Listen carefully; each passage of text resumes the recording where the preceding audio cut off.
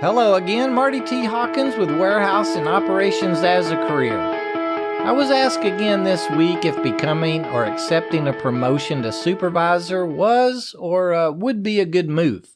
It seems that we're asked that pretty regularly, so I thought we'd talk about supervision for a few minutes today. My answer to those questions are always yes. I'm probably wrong to say that, but seriously, if that's a part of our plan and goals, then we need to accept the position and enter into our new role with an open mind and be willing to accept some corrective criticism and all the experiences of others.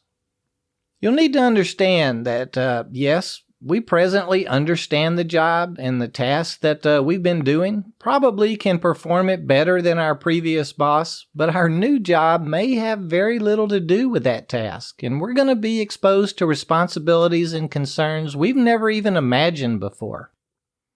Now, management isn't going to be for everyone, just due to our lifestyles and our family responsibilities, or maybe even our present friendships with our peers.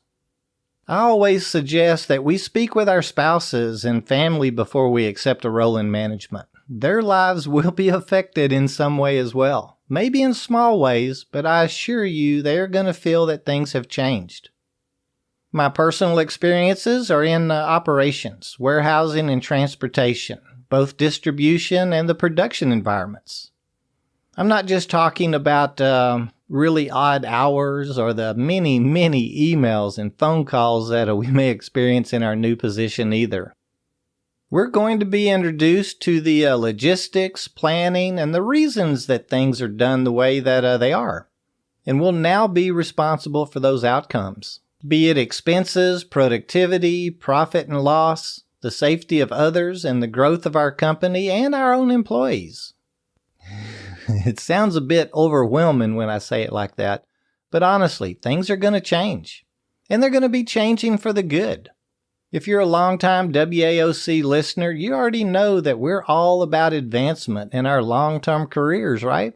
The frontline management positions like leads and supervisors are those first steps, and they are, or I feel that they are, the proper steps to advancing our careers. I hear from so many that are considering taking those steps with questions like, can you believe there's a pay cut to get a promotion?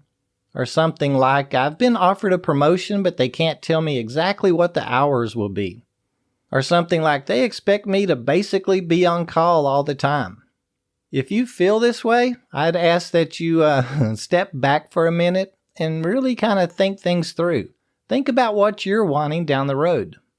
I think it's important to remember all those things are just what we're used to.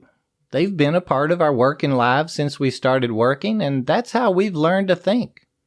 Remember earlier I spoke about entering our new role with an open mind? Rather think of it as what it is. We're accepting a new job. Literally a new job. Oh, it's with the same company and on the same floor, the same environment that we go to every day, and we're going to be around all the same people that we're used to seeing, but our job is different. And it comes with a new pay program, new tasks, and all new responsibilities. It's really as simple as that. We're changing jobs, ladies and gentlemen. We're very fortunate, though. It's not like we have lost our old position and having to seek employment, though. So we can keep doing what we're doing and being very successful at it. Or we can change jobs and look at it as what it really is, advancement and opportunity in a new field. We'll be using experiences that we've learned and applying them to our new careers. Of course, pay is something we need to consider. That's how we pay our bills and take care of our families. A salaried position is something we can't break down into an hourly pay rate. Don't ever try to do that. I can almost assure you that your W-2 at the end of the year will reflect our promotion and all those additional earnings. Along with our salaried position may come some paid days off, for example, maybe some kind of incentives or bonus programs, or, a host of other small perks and compensation. We've already learned that we must enjoy our work. I use the word passion a whole lot. Maybe passion is the wrong word, but we do have to be enthusiastic about our jobs to be successful.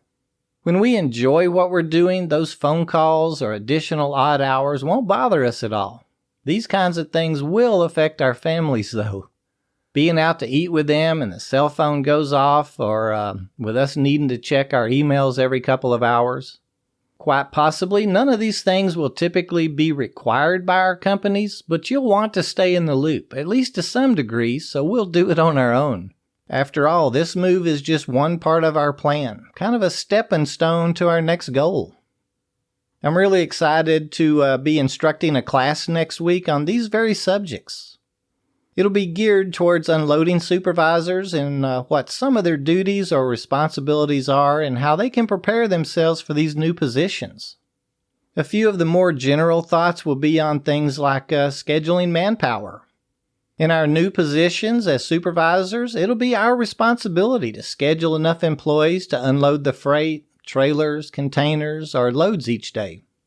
We'll want to have all of our employees' names and phone numbers on a roster sheet and be sure that we keep that sheet with us all the time.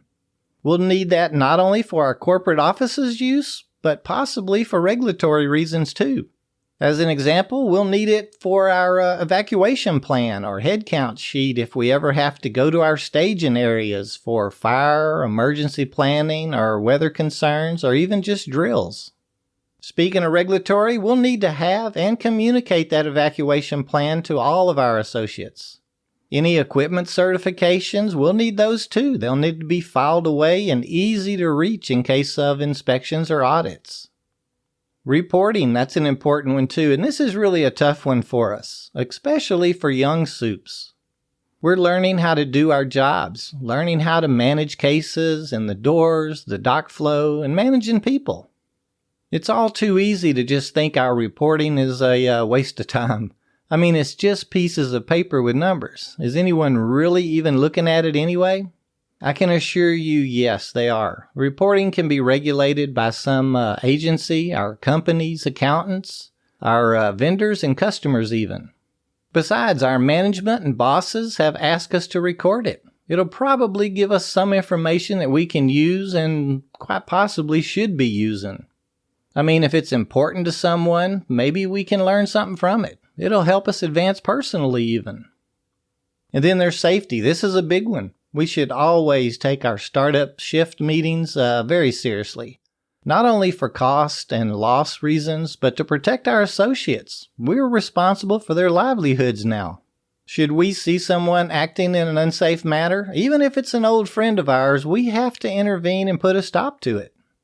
If a piece of equipment is not functioning properly, we need to lock it out. Even if it's going to hurt our productivity, and who knows, maybe it'd be okay to use it for the rest of the shift, but it's our responsibility not to take the risk. We just need to go ahead and lock it out and figure out a plan B. Don't risk an accident to your employees. I think it's real important that we develop or enforce our company's near-miss program. If there's not one, kind of learn about it and incorporate one of our own. We have to take it upon ourselves to build a strong safety culture within our shift. I'm a big advocate of a safety committee too. It'll help your employees understand that they play a integral part in the reporting and decision-making process when it comes to safety in the workplace. Timekeeping, this is one of my personal favorites. It's all so important. It's important to record it properly and notate any and all adjustments with your employee.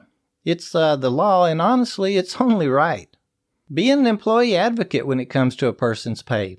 Make sure they understand their pay program, and it's our responsibility to ensure that they receive every penny that they've earned.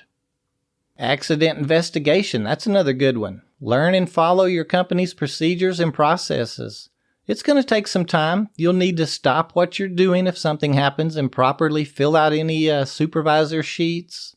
Make sure to get the employee statement and any witness statements too. We need to take pictures, draw diagrams even if needed. Give as much information as you can to help our health providers, your company officials, and your employee.